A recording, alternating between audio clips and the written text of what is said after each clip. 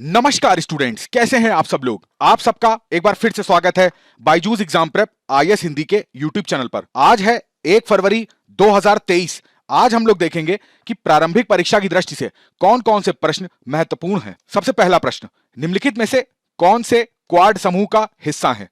इस प्रश्न को लगाने का प्रयास करिए। तब तक मैं आपको बताता हूं यह न्यूज चर्चा में क्यों आई। यहां पर देखिए, क्वाड का सीनियर साइबर ग्रुप की जो मीटिंग है वो नई दिल्ली के अंतर्गत हुई है। अब जाहिर सी बात है, साइबर ग्रुप की मीटिंग है तो वो किस वजह से हुई होगी। जो भी साइबर सिक्योरिटी कॉपरेशन है, चारों देश मिलके इन कॉपरेशन को कैसे कर सकते हैं, इंडो पैसिफिक रीजन की बात कर लें या अपने अपने देशों की बात कर लें। अब तक आपने इस प्रश्न को लगा लिया होगा। तो देखिए, यूके इस समूह का हिस्सा बिल्कुल भी नहीं है। ऑस्ट्रेलिया, अमेरिका, भारत और चौथा कंट्री कौन सा है? जापान। तो हमारा सही उत्तर क्या हो जाएगा? सी। 2, 3 और 4। दूसरा प्रश्न, कौन से कथन सत्य हैं, इसका पता लगाना है। रुपए में गिरावट घरेलू आयातकों के लिए फायदेमंद है। यदि भुगतान संतुलन ऋणात्मक है तो रुपए का अवमूल्यन मुद्रास्फीति का कारण बन सकता है। इस प्रश्न को लगाने का प्रयास करिए। अर्थव्यवस्था का बेसिक प्रश्न है ये। अब देखिए, जैसा कि आपको पता है, आजकल बजट और आर्थिक सर्वेक्षण के बारे में काफी ज्यादा चर्चाएं हो रही हैं। तो यहां पर आर्थिक सर्वेक्षण में यह बोला जा रहा है कि यदि आने वाले टाइम में जो भी ब्याज दरें होती है ना, वो बढ़ा के रखी जाएंगी, तो ये जो होगा ना, ये किसको जन्म दे देगा? करंट अकाउंट डेफिसिट को। अब आपको ये पता होना चाहिए कि जिसको करंट अकाउंट डेफिसिट बोलते हैं, चालू खाता, वो क्या होता है। तो जितनी भी भारत में वस्तुएं आयात होती हैं, तो अगर आयात वस्तुओं का जो मूल्य होता है वो निर्यात वस्तुओं से ज्यादा हो जाता है, तो इसको हम लोग क्या बोल देते हैं? चालू खाता घाटे। अब देखिए, रुपए में गिरावट होगी, तो रुपए में गिरावट का मतलब है कि अगर मान लीजिए $1 जो है वो ₹60 का है, उदाहरण के तौर पे, गिरावट का मतलब क्या होता है कि अब यही $1 ₹80 का हो सकता है, ₹90 का हो सकता है, ₹100 का हो सकता है, मतलब ये गिर रहा है। ठीक है। तो अब जो भी आयातक होते हैं, आयातक का मतलब क्या है कि हमारे भारत की में मान लीजिए कोई कंपनी एक्स है, वो बाहर से वस्तुएं मंगाती है, तो अभी तक मान लीजिए $1 में वो अपनी जेब से ₹60 देता था, तो अब $1 80, 90 या ₹100 का हो जाएगा, तो अब इतने ही पैसे उसको देने पड़ेंगे। तो ये फायदेमंद कहां से रहा? ये तो उसके लिए नुकसानदायक हो जाएगा, क्योंकि क्योंकि उसे उतने ही मूल्य के लिए ज्यादा रुपयों को देना पड़ रहा है। दूसरा, भुगतान संतुलन ऋणात्मक है। इसको क्या बोलते हैं? बैलेंस ऑफ पेमेंट के नाम से जानते हैं। अब बैलेंस ऑफ पेमेंट क्या होता है? तो देखिए, कोई भी एक देश है, मान लीजिए एक्स है, बड़े ध्यान से सुनिएगा, ये जो देश एक्स होता है ना, एक निश्चित अवधि के लिए, कोई भी 1 वर्ष की अवधि निकाल ली जाती है, कोई भी एक निश्चित अवधि होगी, उसमें इस एक्स का विश्व के सारे देशों के साथ जो व्यापार होता है, उसका अंतर जो होता है ना, उसको बेसिकली बैलेंस ऑफ पेमेंट कहते हैं। जो भी ये लेन-देन करता है, उसके डिफरेंस को हम लोग बैलेंस ऑफ पेमेंट कहते हैं। तो कायदे से तो ये होना चाहिए कि ये चीज जीरो होनी चाहिए, कि भाई जितना रुपया गया उतना ही आया, तो जीरो हो गया। अगर आया रुपया ज्यादा हो जाता है तो ये पॉजिटिव चीजें शो करता है, मगर यदि हमारे देश से रुपया बाहर ज्यादा गया है तो ये निगेटिव शो करता है। तो निगेटिव शो करने का मतलब क्या होता है कि यहां पर मुद्रास्फीति का ये कारण बनता है। देखो भाई, निगेटिव रुपए शो हो रहा है, इसका मतलब कि जैसे भारत में कोई कंपनी एक्स है, वो बाहर से कोई सामान मंगाती है तो ज्यादा पैसा उसको देना पड़ता है। तो जब मान लीजिए एक समय पर वो वस्तु ₹10 कीमत की थी, अभी एक्स जो है वो ज्यादा पैसा दे रहा है, तो इस वस्तु की कीमत बढ़ा के 20 कर देगा। तो इसी को हम लोग क्या बोल देंगे कि उस वस्तु का एक निश्चित दर में जो बढ़ी हुई कीमतें होती हैं, उसी को मुद्रास्फीति कहते हैं।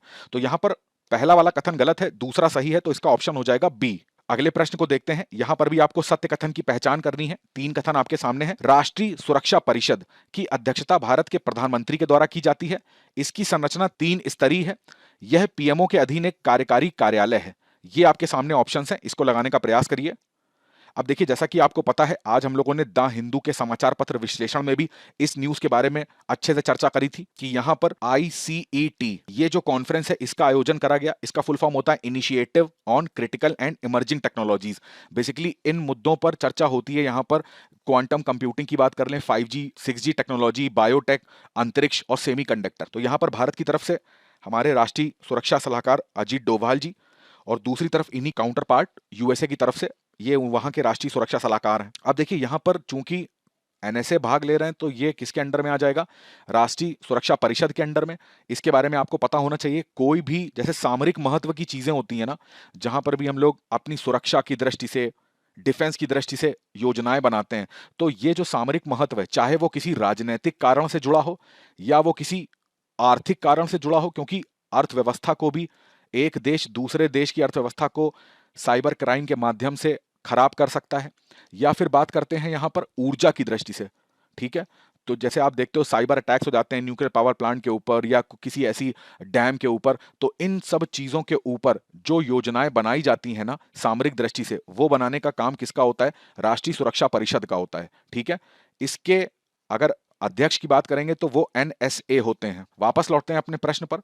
तो यहां पर मैंने आपको बताया अध्यक्षता भारत के प्रधानमंत्री द्वारा करी जाती, गलत हो जाएगा, ये एनएसए के द्वारा करी जाती है। 3 स्तरीय संरचना है, बिल्कुल सही है। और पीएमओ के अधीन ये कार्यालय है, ये भी एकदम सही है। तो दूसरा और तीसरा कथन सही हो जाएगा, तो इसका ऑप्शन हो जाएगा बी। अगला प्रश्न, अंतरराष्ट्रीय न्यायालय की बात हो रही है, इंटरनेशनल कोर्ट ऑफ जस्टिस। आपके सामने 4 ऑप्शन हैं, इसको लगाने का प्रयास करिए। अब देखिए ये चर्चा में इसलिए आया क्योंकि अजरबैजान जो है वो इंटरनेशनल कोर्ट ऑफ जस्टिस के पास गया है। चलिए कमेंट करके बताइए आईसीजे का हेडक्वार्टर कहां पे पड़ता है। इन्होंने ये बोला है यहां पर कि अर्मेनिया को आईसीजे जो है आदेश पारित करे कि अर्मेनिया जो है डिस्प्यूटेड लैंड पे जो लैंड माइंस बिछाता है ना, उसको ये बिछाना बंद करे। अब अगर यहां पर बात करते हैं कि अंतरराष्ट्रीय न्यायालय, तो सबसे बेसिक क्वेश्चन था ये, बट वही चीज है कि बेसिक अगर आपने नहीं पढ़ा है तो इस क्वेश्चन में आपको कंफ्यूज हो जाओगे आप।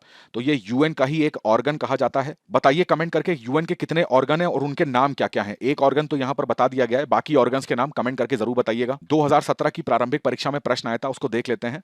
निम्नलिखित में से कौन से सूर्य मंदिरों के लिए विख्यात हैं? ये 3 आपके सामने मंदिर दे रखे हैं, इसमें से आपको पता लगाना है कि कौन कौन से सूर्य मंदिर हैं। ये वीडियो को पॉज करके इसको करने का प्रयास करिए, तब तक मैं आपको इसको बताता हूं। जैसे पहली वाले मंदिर को लेते हैं, अरसावल्ली, ये आंध्र प्रदेश में आपको मिलेगा। बेसिकली यहां पर सूर्य भगवान है, इनकी पूजा करी जाती है, तो ये सूर्य मंदिर के अंदर इसको रखते हैं। इसका एक और नाम भी है, इसको सूर्य नारायण मंदिर के नाम से भी जानते हैं। ठीक है, तो इस चीज को भी याद रखिएगा। अमरकंटक की बात करते हैं, तो अमरकंटक जो है यहां पर आप देखोगे तो नर्मदा देवी का मंदिर मिलेगा और भगवान शिव का मंदिर मिलेगा। तो इसका कोई भी संदर्भ सूर्य मंदिर से नहीं आता है, तो यहां पर ये वाला ऑप्शन हमारा गलत हो जाएगा। ओमकारेश्वर की बात करें तो ये भी भगवान शिव को समर्पित है और ये हमारे ज्योतिर्लिंगों में से एक ज्योतिर्लिंग आता है। तो अगर सही उत्तर का यहां पे पता लगाएंगे तो आपको पता चल गया होगा, इसका आंसर केवल एक हो जाएगा, तो ए ऑप्शन इसका सही आंसर है। आज के तथ्य में नजर डालते हैं, 8 प्रमुख उद्योगों के सूचकांक ये जारी करे गए हैं। सबसे पहले मोस्ट इंपॉर्टेंट चीज तो आ जाती है कि किस मंत्रालय के द्वारा, आपको पता होना चाहिए, वाणिज्य एवं उद्योग मंत्रालय के द्वारा। और इस आंकड़ा ये जो आया है ये दिसंबर 2022 का है, इसकी तुलना दिसंबर 2021 के आंकड़े से करी जा रही है। अब देखिए यहां पर 8 प्रमुख उद्योग, मैं आपको बहुत बार ये चीज बता चुका हूं, यूपीएससी इस पे पहले भी प्रश्न पूछ चुका है, प्रीलिम्स में डायरेक्ट वो प्रश्न पूछ देगा, इनमें से आपके सामने उद्योग दे देगा कि इनमें से कौन से उद्योग 8 प्रमुख उद्योगों में आते हैं या नहीं आते हैं। तो आपको ये जरूर से जरूर पता होने चाहिए कि कोर इंडस्ट्रीज, इसको इंग्लिश में क्या बोलते हैं? Core industries. अब इसके नाम में ही क्या आ रहा है? कोर शब्द। अब कोर का मतलब क्या होता है? सबसे जो प्रमुख उद्योग होते हैं उन्हीं को कोर बोला जाता है। जैसे कि मान लीजिए आपके घर में कंप्यूटर होगा या लैपटॉप होगा, तो जब आप कंप्यूटर या लैपटॉप के कोर की बात करते हैं तो हम लोग बोलते हैं कि सीपीयू जो होता है, सेंट्रल प्रोसेसिंग यूनिट, ये किसी भी कंप्यूटर या लैपटॉप का क्या होता है? कोर होता है। तो उसी प्रकार जो हमारा उद्योग है, भारतीय उद्योग, उसके 8 प्रमुख उद्योग हैं, उन्हीं को हम लोग कोर इंडस्ट्री के नाम से जानते हैं। बेसिकली ये जो सूचकांक आता है ना, ये हमें ये बताता है कि हमारे इन कोर इंडस्ट्रीज में कितना ज्यादा ग्रोथ हुआ है। अब ये मान के चलिए इनको कोर इंडस्ट्री बोला गया है तो सबसे मेन उद्योग होते हैं, तो जाहिर सी बात है इनमें बढ़ोतरी इनके प्रोडक्शन में होनी ही चाहिए। तो यहां पर 7.4% जो है ये बढ़ोतरी देखी गई है, तो ये हमारे लिए इंपॉर्टेंट है। आधार वर्ष ध्यान रखिएगा 2011-12। ये भी चीज याद रखिएगा कि जो 8 प्रमुख उद्योग होते हैं ना, आईआईपी की जब हम लोग बात करते हैं, जिसको हम लोग इंडेक्स ऑफ इंडस्ट्रियल प्रोडक्शन कहते हैं, उसमें टोटल इसका भार कितना होता है? 40.27%। यानी भारत में जितने उद्योग होते हैं तो 8 कोर इंडस्ट्री का भार जो होता है वो 40.27% होता है। अब अगर यहां पर तुलना करें तो यहां पर देखिए प्रारंभिक परीक्षा में कैसे प्रश्न बन सकते हैं। तो यहां पर जब कोयले की बात करते हैं तो ये याद रखिएगा, कोयला, कच्चा तेल, प्राकृतिक गैस, पेट्रोलियम, उर्वरक, स्टील, सीमेंट और बिजली, ये हमारे 8 कोर इंडस्ट्रीज होती हैं। तो जब कोयले की बात करते हैं ना तो इसका प्रतिशत जो है वो बढ़ा है, तो ये एक बहुत अच्छा प्लस पॉइंट है। इसी प्रकार से जो कच्चा तेल है इसके प्रतिशत में कमी आई है, प्राकृतिक गैस जो है वो बढ़ा है। तो यहां पर मैंने आपके लिए लिख भी दिया है आसान बनाने के लिए कि कोयला, बिजली, स्टील, सीमेंट, उर्वरक, रिफाइनरी और प्राकृतिक गैस, इनके उत्पादन में बढ़ोतरी देखी गई है। गिरावट केवल आप देखोगे तो कच्चे तेल में देखी गई है, तो इस चीज को ध्यान रखिएगा, प्रारंभिक परीक्षा में कथन के फॉर्म में आपसे प्रश्न पूछा जा सकता है।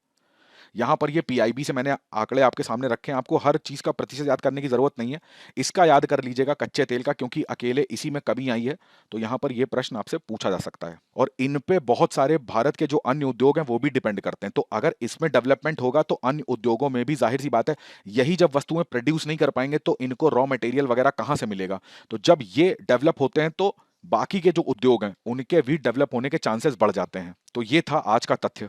चलिए, आज मैं आपसे दो प्रश्न पूछता हूं, दोनों ही आपकी प्रीलिम्स के लिए बहुत ज्यादा इंपॉर्टेंट है। ब्रेन ईटिंग अमीबा, ये हाल ही में चर्चा में रहा था, मेरे को बताइए इस अमीबा का नाम क्या है और इसको ब्रेन ईटिंग क्यों कह रहे हैं। दूसरा प्रश्न है कि जापान का एक न्यूक्लियर रिएक्टर अभी चर्चा में था, जिसके बारे में उसके वेस्ट पानी को पैसिफिक ओशियन में डिस्चार्ज करने की बात करी जा रही थी, उसका नाम बताइएगा। और यह बताइएगा इसके साथ इस पानी में एक आइसोटोप ऐसा था जिसको यहां पर नष्ट नहीं किया गया था, उस आइसोटोप का नाम क्या था।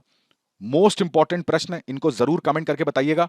तो आज के सत्र में बस इतना ही रखते हैं। मैं उम्मीद करता हूं आपको आज का सत्र अच्छा लगा होगा। आपसे मुलाकात होगी दैनिक क्विज के अगले सत्र में कुछ नए प्रश्नों के साथ। तब तक आप अपनी पढ़ाई करते रहिए, स्वस्थ रहिए और सबसे ज्यादा इंपॉर्टेंट अपने माता पिता का बहुत सारा ध्यान रखिए। आप सभी का बहुत बहुत धन्यवाद।